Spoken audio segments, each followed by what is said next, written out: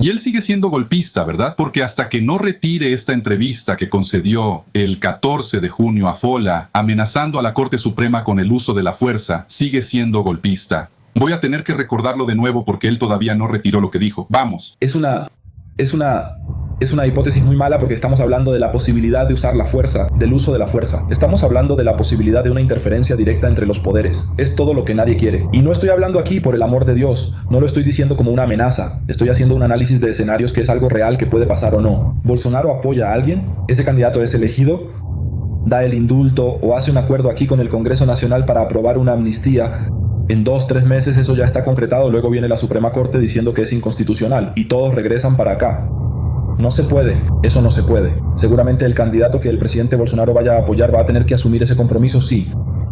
Eso es una amenaza de golpe. Para los que están en YouTube, vamos a decir lo siguiente. Flavio Bolsonaro está ahí, en la recta final de las convenciones. No tiene definido al candidato a vicepresidente para la fórmula y está teniendo dificultades para ampliar las alianzas. Flavio ha dicho que pretende elegir a una mujer para que lo acompañe en la fórmula, de preferencia de un partido que acepte aliarse a su candidatura. Pero los partidos que él ha buscado hasta ahora no han cerrado ningún acuerdo. Y el plazo de la ley electoral para que los partidos realicen sus convenciones termina el miércoles. Es el plazo que Flavio pretende utilizar para definir al vicepresidente y las coaliciones que va a llevar a las urnas. Así es. Amigo, está difícil para él, ¿verdad? Vamos a ver. Y vemos que ni siquiera es porque le va mal en las encuestas, ¿verdad? Él parece estar bien en las encuestas, pero parece que realmente le falta la confianza de los otros partidos. ¿Verdad? Tiene dificultades objetivas. Muchos partidos, sí, PP, União, sí, en el Nordeste, una alianza formal, puede crear grandes dificultades para esos partidos allá, debido a la votación de Lula, que fue grande, sí, en el Nordeste. No se estableció un vínculo ahí de cumplimiento de palabra, ¿verdad? Sí, puede parecer una tontería, pero aquella decisión de Flavio, allá atrás, de pisar el cuello de Ciro Nogueira, sí. Cuando él finalmente cayó en las redes, ahí de la investigación del máster, ¿verdad? Y Flavio apareció diciendo investigación muy grave y no sé qué más. Y después sorprende a sus propios aliados con esa historia de la película, ¿verdad? De la película. De la solicitud de 134 millones para Daniel Bolcario, ¿verdad? 62 ya habían sido transferidos. Entonces sintieron así, bueno, este es del tipo que va a cuidar de sí mismo, de la familia, y no va a respaldar a nadie, ¿verdad? Y entonces no parecía que fuera una gran idea, ¿verdad? Así que hasta ahora está difícil. En una acción inédita de transparencia para combatir la desinformación y acercar al elector al proceso democrático, el Tribunal Superior Electoral abrió una urna electrónica en cadena nacional. Pueden ver ahí la imagen frente a ustedes, la urna electrónica abierta para tratar de explicar lo que sucede ahí dentro y acabar con las noticias falsas. La transmisión ocurrió directamente desde el edificio sede del TSE en Brasilia, con el coordinador de tecnología electoral de la Corte, Rafael Acevedo, abriendo el hardware frente a las cámaras. En total, la red de transmisión reunió a 24 socios, dividido entre 13 TRS y 11 emisoras de televisión. Podemos escuchar un fragmento, explicaciones. Vamos a escuchar entonces. Desconocida, vamos a pedirle al personal que haga un zoom. ¿Lo ves? La entrada, común.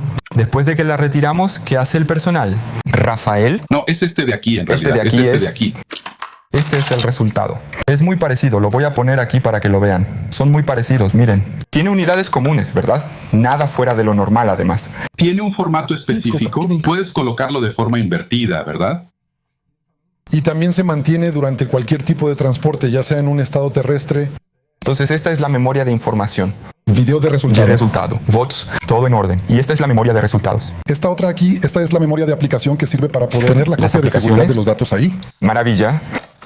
Bueno, aquí Armando. Entonces, chicos, pues vieron delante de sus ojos la memoria USB que registra nuestro voto, ¿verdad? Entonces, cuando piden voto impreso, dicen que el sistema no es confiable, que no se puede auditar, lo cual no es cierto. Hoy abrieron una urna electrónica. La están mostrando por dentro, el radio, ellos explicando cómo funciona el software y hasta levantaron la memoria USB. ¿Dónde? Donde va nuestro voto. Y la campaña ni siquiera ha empezado y ya hubo polémica sobre el uso de la inteligencia artificial en el material de divulgación de los precandidatos. Y entonces Para intentar frenar el uso indiscriminado, la justicia electoral hizo lo siguiente. Hoy lanza una guía sobre el uso responsable de este tipo de herramienta. Bueno, entonces vamos a la capital federal porque Felipe Matoso se está conectando con nosotros de nuevo para contarnos qué dice esa guía. Bienvenido, Felipe. Hola. Colombo, buenos días una vez más para ti, para Nara, para quienes siguen con nosotros aquí en Globo News. Hay dos objetivos centrales sobre los que podemos hablar debido a esta decisión del Tribunal Superior Electoral. El primero de ellos es un intento de impedir la propagación de aquellos contenidos que fueron manipulados intencionalmente para difundir hechos notoriamente falsos y descontextualizados. También el objetivo es impedir que las llamadas deepfakes sean utilizadas, por ejemplo, para beneficiar a una candidatura o para perjudicar a otra candidatura. Entonces, nuestro equipo de Globo News aquí en Brasilia preparó algunas ilustraciones para que presentemos ahora lo que se puede y lo que no se puede, según el TSE. Vamos a poner en pantalla, entonces, primero, la lista de lo que se puede. Ustedes van a seguir esto conmigo. Por ejemplo, se puede utilizar la inteligencia artificial para la creación de piezas publicitarias, producción de imágenes ilustrativas, edición de videos, generación de subtítulos, también traducción automática, narración sintética y algunos otros puntos. Siempre y cuando haya un aviso explícito, destacado y accesible de que ese contenido fue producido con IA. Existen posibilidades de uso de la inteligencia artificial siempre y cuando el usuario pueda saber de forma explícita que ese contenido sí fue producido con inteligencia artificial. Y lo que no se puede también lo vamos a mostrar en pantalla, junto con algunos otros puntos producidos por nuestro equipo. Está prohibido divulgar contenidos falsos o descontextualizados, usar los llamados chatbots, avatares o contenidos sintéticos. Tampoco se puede usar deepfakes. Y además, también está prohibido publicar contenidos sintéticos 72 horas antes y 24 horas después de la votación. Y en un intento de contener, por lo tanto, el uso irregular de la inteligencia artificial, el TSE hizo una alianza con una serie de empresas. Vamos a mostrar en la pantalla, son empresas, plataformas que manejan las redes sociales, también empresas de inteligencia artificial y también, importante, alianza del TSE con agencias de verificación, para que quienes usan las redes sociales, quienes usan Internet, puedan estar bien informados en este periodo electoral. La orden en el Plan Alto es ignorar las nuevas ofensas hechas por el presidente argentino Javier Milei al presidente Lula. Cualquier reacción está a cargo del equipo diplomático que ya gestionó el regreso del embajador brasileño a Buenos Aires. Guilherme Bausa tiene esa información para nosotros. Bausa, buenas tardes. Hola. Sadiño, una vez más, buenas tardes para ti, buenas tardes a todos en Estudio IN y a ustedes que nos acompañan en Globo News. Mira, Javier Milei repitió, ¿no?, en esas declaraciones parte de lo que ya había dicho una semana antes en la Convención Nacional del Partido Liberal el sábado antepasado en Sao Paulo, que oficializó a Flavio como candidato del PL a la presidencia de la República. Y él repite ahora en esta entrevista a un medio de comunicación argentino. Dice que Lula es ladrón, corrupto y expresidiario, y también acusa a Lula y al PT de interferir en el proceso político en Argentina. En las declaraciones anteriores, ¿no?, en la primera ronda de ataques que Milei hizo al presidente Lula, la reacción del gobierno brasileño fue convocar al embajador de Brasil en Buenos Aires, Julio Vitelli, que permanece aquí en Brasilia, y también convocar a Daniel Raimondi, que es el embajador argentino aquí en Brasil, que también está aquí en Brasilia, para una conversación con el canciller Mauro Vieira, en la que el gobierno brasileño expresó su descontento con esa postura de Javier Milei. Al final de la semana pasada, había una evaluación del gobierno brasileño de que la crisis se estaba relajando. Javier Milei dejó de hablar del asunto porque la repercusión dentro de Argentina fue muy mala para él.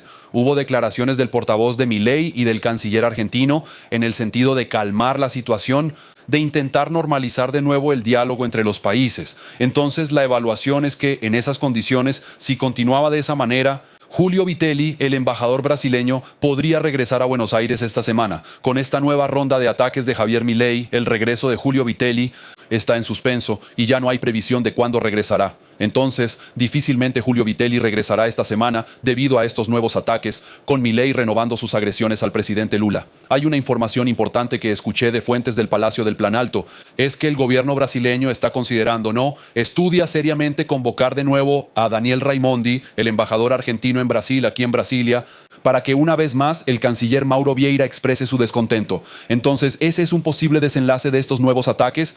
de Javier Millet, además de esa decisión de mantener a Julio Vitelli. Él debe quedarse más tiempo aquí en Brasilia hasta que la situación se calme, de hecho, para que pueda regresar y continuar su trabajo en la Embajada de Brasil en Buenos Aires. Y llegamos hasta este julio de 2026, cuando Millet, en una visita a Brasil, llamó a Lula presidiario en esa convención del PL que confirmó la candidatura de Flavio Bolsonaro. Él se robó la atención ahí. En la convención terminó siendo mucho más comentado que el discurso de Flavio Bolsonaro o de cualquier otro participante. En una convención que también estuvo marcada por la ausencia de Michele Bolsonaro por la falta de elección de un vicepresidente oficializado en esa fórmula. En fin, después de ignorar solemnemente a Millet, los periodistas le preguntaron a Lula, ahí en un momento dado, a la salida de su reunión con el presidente de Corea del Sur en el Palacio de Itamaraty, qué tenía que decir sobre Millet. Lula solo le había hablado al presidente brasileño. Él respondió diciendo, ¿quién es ese tipo? No, en una clara demostración de que no quería entrar en ese tema. Pero ahora, el día 29, este fin de semana, llamó a las declaraciones de Millet una patacuada.